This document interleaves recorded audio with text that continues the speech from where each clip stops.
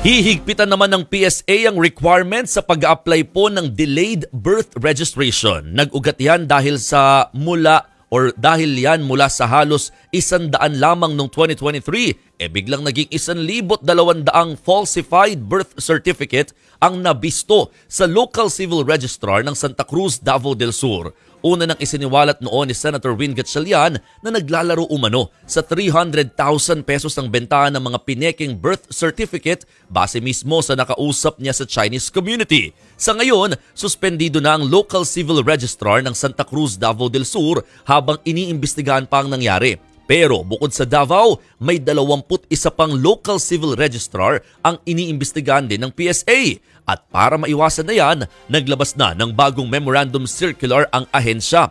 Dito, mas hinigpitan ng requirements ng mga mag-a-apply sa delayed registration. Kapag bata, kailangang humarap mismo ng parehong magulang o guardian.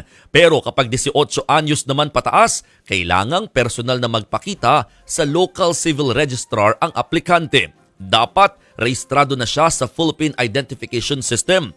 May bitbit na front-facing photograph at kailangang magpasa ng proof of identification ng magulang. Bukod sa mas mahigpit na requirements, nakikipag-ugnayan na rin ng PSA sa ibang ahensya para makabuo ng back channel at ma-verify ang mga birth certificate na pinapasa kapag kumukuha ng ibang legal documents. Ayon sa PSA, kapag napatunayang dinoktor ang birth certificate ng isang tao, automatic silang maghahain ng petition for cancellation sa Office of the Solicitor General.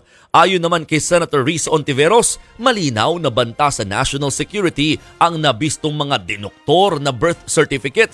Lalo't ganito rin ang ginamit ng mga dayuhang sangkot nga sa mga illegal na pogo.